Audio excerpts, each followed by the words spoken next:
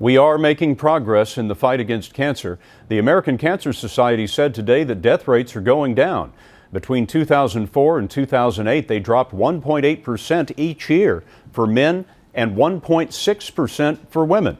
But Dr. Jon LaPook reports there hasn't been much improvement for teens and young adults. What are you studying? I'm a math major. When Carolyn Hale counsels young people with cancer at Vanderbilt Children's Hospital, she speaks from experience. 10 years ago, at age 13, Hale complained of back pain.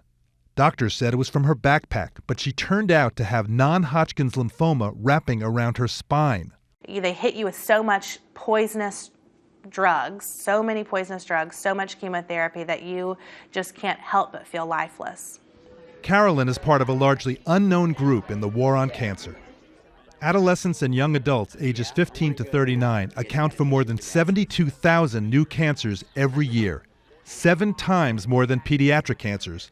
And unlike other groups, their mortality rates have not improved. Our peers are suffering because there's not been medical advances that have trickled down to our age group. This is the place? Yeah. After surviving brain cancer at age 21, Matthew Zachary founded an organization called Stupid Cancer. Young adults don't get cancers that are easily screened. They get Hodgkin's, they get sarcomas. These are not detectable cancers. So it's not like you can go to the doctor and say, screen me for Hodgkin's, because there's no such test. And by the time you realize what you have symptomatically, it's probably too late or stage 4. Survivorship at a young age can mean a lifetime of complications from the treatment. Hale needed hip surgery in high school. And last year, Zachary suffered a stroke. What's your journey been? What have you found out, and what does it tell you about the system? I found out that the system is really broken. That when the doctor says you're cured, go home, that's not the end of the story.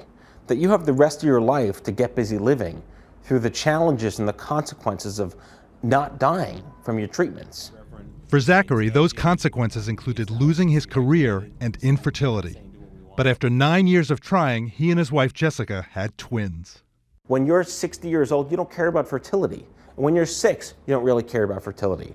When you're 21 or 28, or you have a child, or you want to have a child, or your chemotherapy makes you impotent and infertile, you have the right to live. You have the right to have children, and that should not be taken away from you. This is a unique issue that only faces people in their fertile years, which are largely young adults. Both Carolyn Hale and Matthew Zachary were initially misdiagnosed. And Scott, researchers are just starting to focus on the special needs of this group. Up until now, everything's been lumped together with all non-pediatric cancers. John, thank you very much.